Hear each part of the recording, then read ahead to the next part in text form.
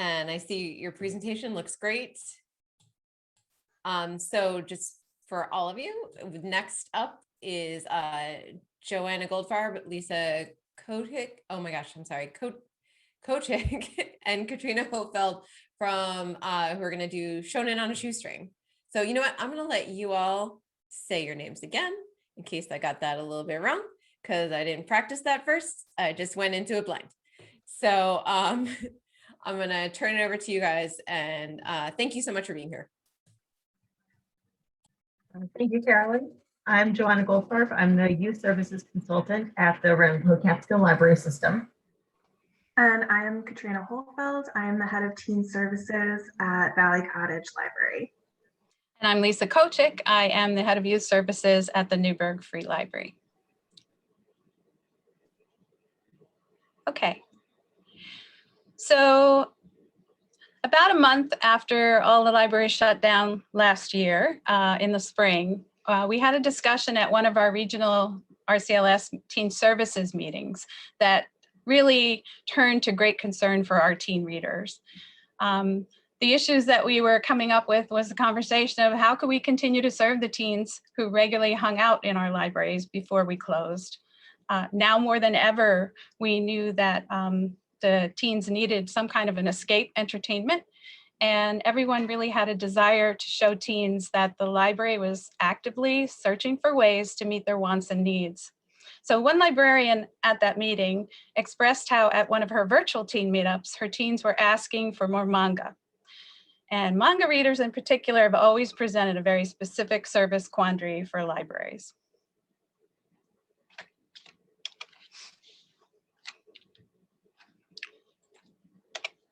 So many manga series are incredibly long. Libraries rarely have a full and complete series in their individual collections. And typically, we rely on ILL, interlibrary loan, for readers who get interested in those series.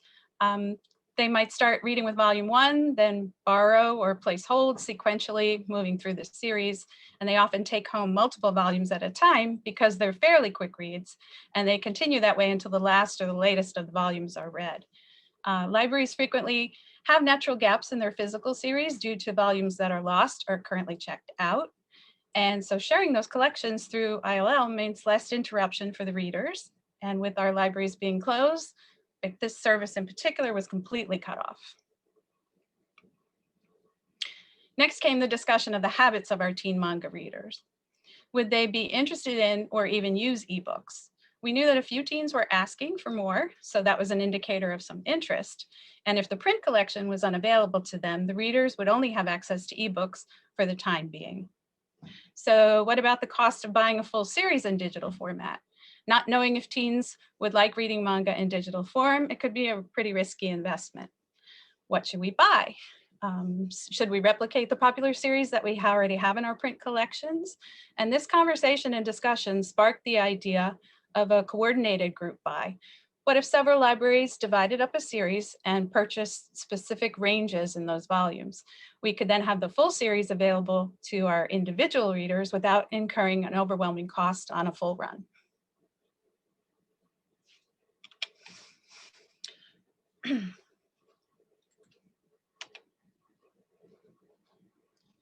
Sorry. Okay, so our conclusion, it's worth a try. So we set up the meeting with the interested librarians to strategize, decide what to buy, and determine our purchasing assignments. We decided to start with some series that were popular in print format. The teens might already be interested in reading them, or they may already be in the process of reading them, and so they had a motivation to continue the series in ebook format. We were also limited, though, to the manga series that were available to purchase through Libby and Overdrive. Much to our surprise, the ebooks were actually a budget-friendly option. In general, they cost less per volume than the print versions, required no processing to be shelf-ready, and couldn't get damaged or read to pieces. Even with circulation maximum allowances, ebooks could be a reasonable alternative to print copies. They're always new, they were durable, and they were never overdue or lost. So we ended up with 5 libraries plus RCLS participating, and ultimately buying 10 different manga series. There were some ebooks that were already in the collection, but kind of in a random fashion. As part of our experiment in collaboration, we initially discussed that each library would purchase between 3 to 5 volumes in the series. We assigned specific volume ranges to be purchased if it was necessary. Some libraries agreed to buy more titles if their budgets allowed. Part of our planning was to not go overboard on and see how things went with these preliminary purchases. Moving forward, we would adjust and evaluate our selection decisions based on reader response and interest. So each library agreed to monitor and maintain their assigned series to help evaluate our collaborative effort. Right, thank you, Lisa. So there were a few main points that we used to establish our initial purchases. So obviously if print copies were circulating well, that was one to consider. If we had a request from a patron, which patrons can make requests through Overdrive or in person, over email or something like that, that was obviously worth looking into. And the rest was based on general perceived popularity through related material. So for instance, if a new anime series based on a manga had come out on Netflix or was on Crunchyroll. So you can see here a few of the resources that we used. Since this was a pretty new collection, other than the manga that had already been weeded from our digital collection, we didn't have any past checkout history to go off of. So you have to look at print collection statistics, popular anime, and of course, ask the teens when deciding what to purchase. So here are the few of the resources we used, and you don't need an account to see which anime are currently popular on all 3 platforms. And you can also check out which manga are being read on Crunchyroll if you need a place to start. All right, so the journey continues. Once we decided what should be purchased in our initial discussion based on those criteria, the next step was to loop back around and see which series warranted additional purchases. And this is a lot easier to keep track of when you just have one designated set of titles to look out for, rather than trying to keep up with all the series that might be popular at your location. I will say that spreadsheets are your friend. Okay, so here's an example of a chart that I started. These are the 20 volumes across 5 different titles that we collectively decided I would purchase with my library's funds. So a month after purchasing, I went back to check the total circulation statistics, which are recorded in that second column there. And then in the third column are the circulation statistics from only patrons of my library. As you can see, some series garnered more interest than others. So this is what we started using to decide what to continue purchasing. For example, B-Stars had very minimal interest beyond the first volume. So by sharing that information, we were able to determine collectively that it wasn't worth purchasing more unless something changed. When I looked at the data again to prepare for this presentation, I saw that the first volume has now gone up 7 times, but the next volumes gained no traction. So since nothing changed in long-term interest in the series, I still wouldn't purchase more. On the other hand, Komi Can't Communicate and The Promised Neverland had some decent checkouts. Keep in mind, this was only over the course of 1 month. So while 3 might not seem like a lot, it is fairly high for that time period. And it wasn't just the first volume being checked out. You can see that readers were moving on to the next volumes, unlike B-Stars. So that's a good sign for a series. And then in the case of Dr. Stone, it looks like only 1 person read it probably. So that's something I'd put on the back burner to see if it gained any more traction before I started purchasing additional volumes. So based on these initial checkout stats after a month, we decided to purchase additional volumes of Komi Can't Communicate and Promised Neverland. Even though both were primarily checked out by users not in my specific library, you can see that I bought 20 volumes and 20 volumes were checked out. So that seemed like a pretty even break to me, especially considering the lower costs of digital manga. Plus, I'm sure that some of my own patrons checked out volumes that other libraries had volunteered to purchase. So it's kind of a win-win. So just to give an example of how much our readers have responded to our purchasing decisions, You can see here the circulation statistics of one series, Promise Neverland, that we decided to continue purchasing. So the follow-up titles there, which are volumes 6 through 10, they were added in June of 2020, and you can see how much the readership has increased for that series. It's pretty significant. When you approach buying a multi-volume manga series like this, it's less of a gamble that you're paying for a title that's never going to be read. The chart shows total checkouts across all our system libraries, but I've noticed that the readership of this series has also increased at my specific location as well, which is always a plus. And then moving forward from there, right? So you just want to communicate and meet as needed. It's easier than trying to keep track of all these series by yourself. I think it's good to have one person in charge. Thank you, Joanna. And maybe I'm suggesting having quarterly meetings about what you see doing really well, or if there's something that you would like assistance for purchasing a bigger series. And once you have the system in place for group purchasing, it's so simple to send an email to those people and ask for help. You know, for example, Joanna noticed that this Demon Slayer series was getting hot after she bought the first 6 volumes. So she sent out a question to the group about ordering more. I was able to order the next 6, and Lisa was able to order the next 7. This was back in January, and to date, all of those volumes have gone out more than once, and in some cases, quite a bit more. Just something that you can expect to see. Your partners probably don't share the same budgetary allotments or purchasing power. That's part of the reason we're doing this. So you should expect different fiscal tracks for different libraries. Some may be able to help out more than others financially, but I would like to point out that input is valuable just as actual money is. You know, maybe a library that doesn't have a lot of funds has a very dedicated manga readership that will be able to help you out. And I highly recommend keeping some sort of spreadsheet, as this makes it much easier to share data with your colleagues and keep track of the series that you've decided to purchase.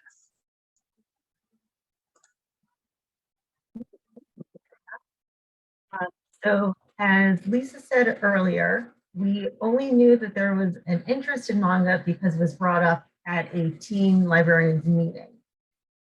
After we put our budgets together and spread the word, we could see that there was a greater need than we thought. It was also clear that this purchasing method could be used for other digital collections.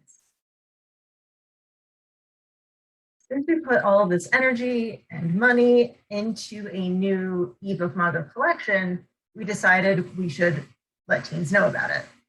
We created templates everyone could use through a program called Library Aware.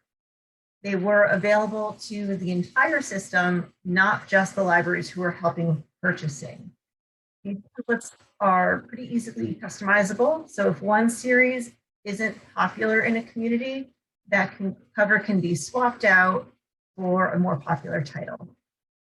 Libraries were able to post these on social media and email newsletters, or print them out and include them in grab-and-go bags, and this helped to spread the word about this growing ebook collection. All that marketing definitely helped. Before we began this undertaking, there weren't really any holds on manga ebooks. Since we started ordering last year, not only are the books going out, but there are actually holds.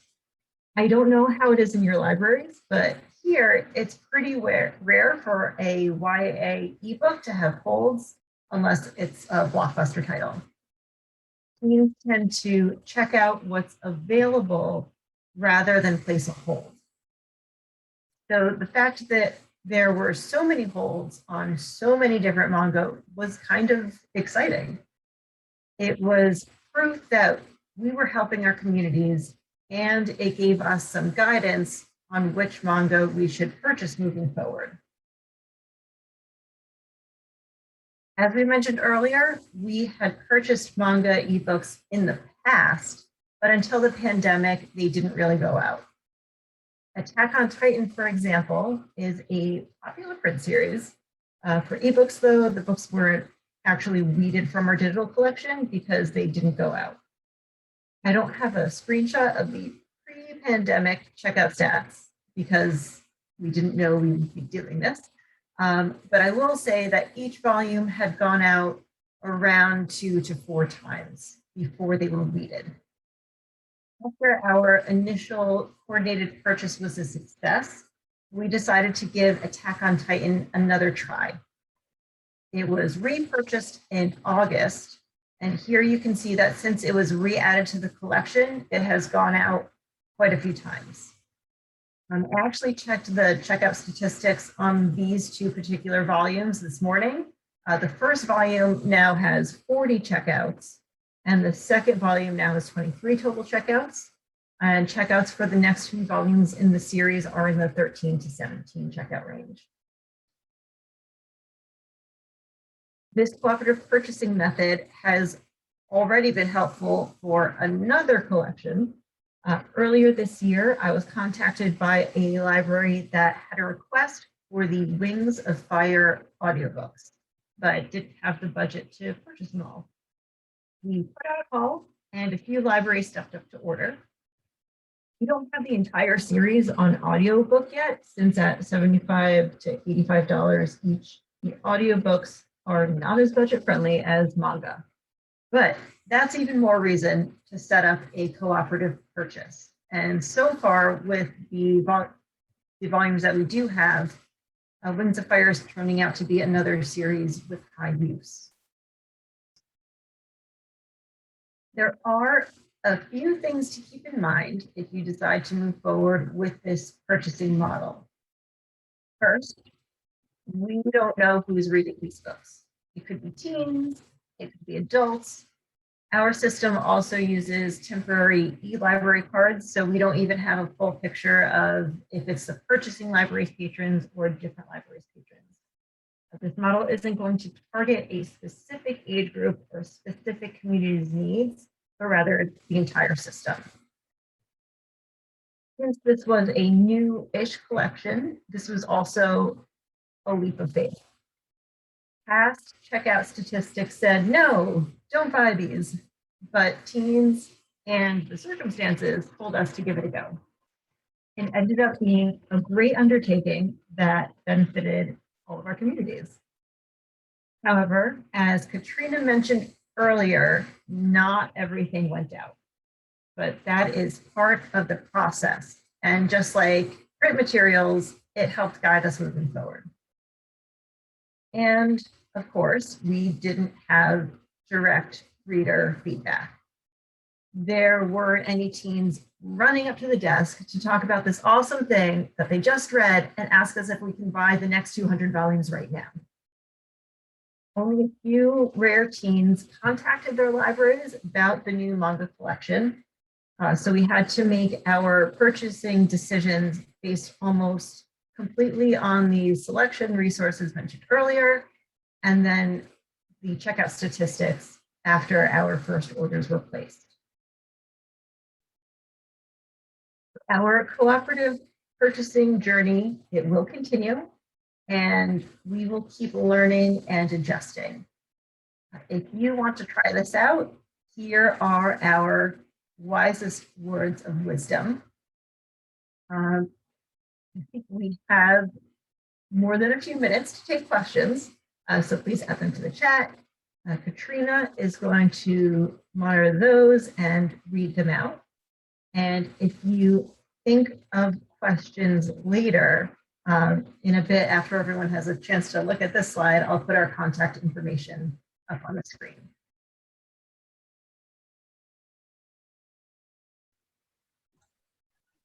Okay, so Anita has the question, because I'm not that familiar with manga, are patrons able to use any non-library platforms to get these ebooks at no charge, or is the library the only way that they can do that? And for marketing, did you release any videos? I believe Crunchyroll has some manga that you can look at, if one of you want to jump in, but I don't think they have like the full necessarily series of very popular manga. People expect to get paid for those. But Joanna, did you want to add to that?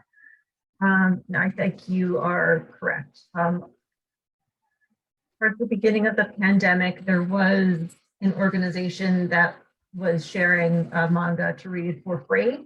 But like a lot of the things with the pandemic, it was temporary. I don't remember the name of the organization off the top of my head, so I wish I did. But again, it was just for short-term use. So another free platform, I can't think of one. Probably the library is one of the few. All right. So I would say that the library platform has the most comprehensive ability to provide, free to patron manga. And for marketing, we did not release any videos. It's really just the flyers and getting the word out there. And Jacqueline has a question in chat. Do any academic libraries represented here today purchase manga?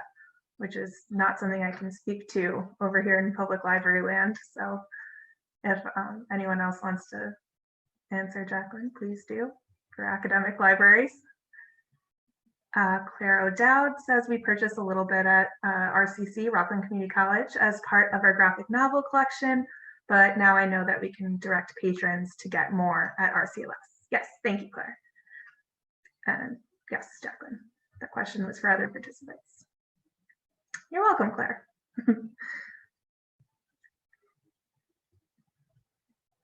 Okay, well, we have a few more minutes if anyone has more questions. Thank you.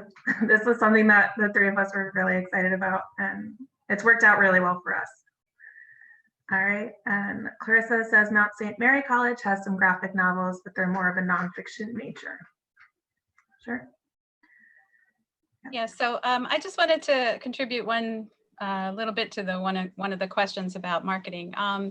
So here at the Newburgh Free Library, we were not only closed during the public health crisis, but there was some construction and building upgrades that were going to happen over last summer.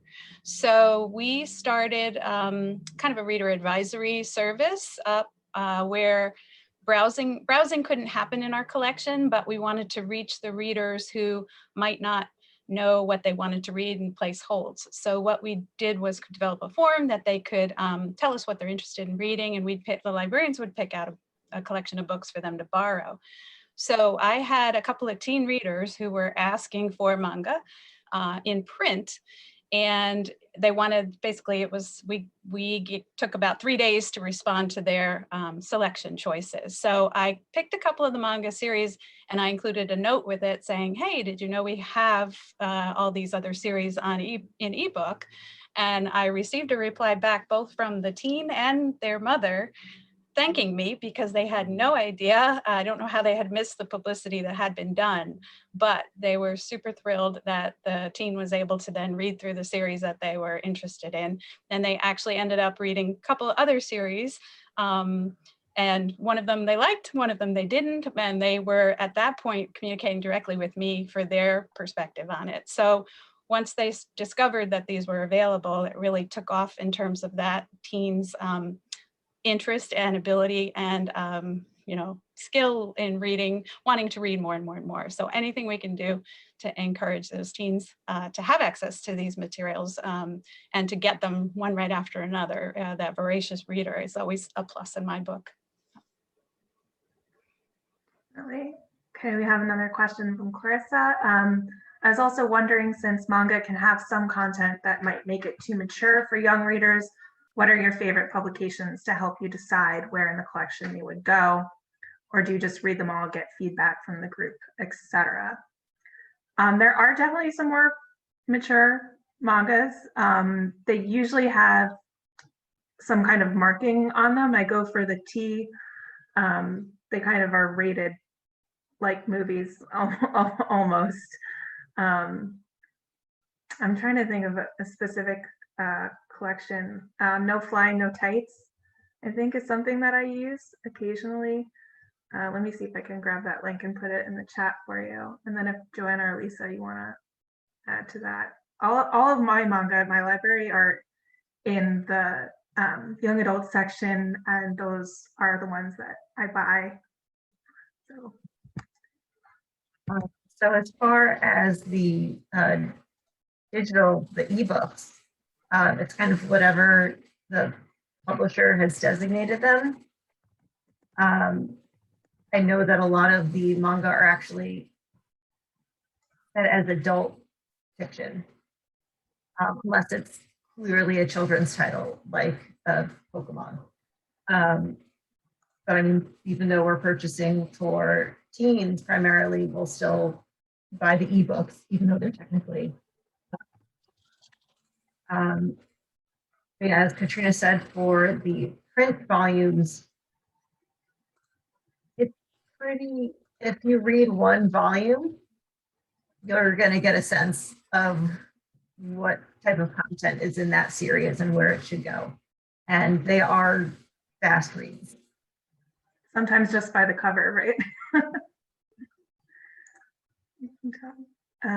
Yeah, Anita said she mentioned video marketing because there is so much TikTok hype going on. Very true.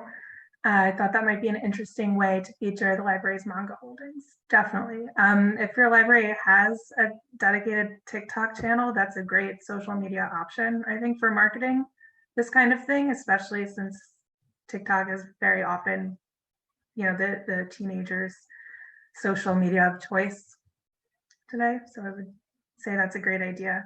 I don't know if I would start a TikTok just to advertise this, but if you have one already that your library uses, definitely throw it on there. I did put that No Flying, No Tights website in the chat. It's been a good resource for me occasionally looking for new things or reviews, or especially if you're new to the world of manga or anime. I'll just add that Book Riot I have found to be really valuable. They're always putting out random lists like, if you're new to manga, these are the 10 series to start. Or if you're new to whatever genre it happens to be or medium it has to be, this is where to start. And actually, yesterday, they just came out with a list of single volume manga. So what to read if you only want to read a single volume manga. Looks like we only have about 2 minutes left. So anyone, anything else? Well, while we wait for any final things, round of applause. That was great. Thank you. Thank you, everyone.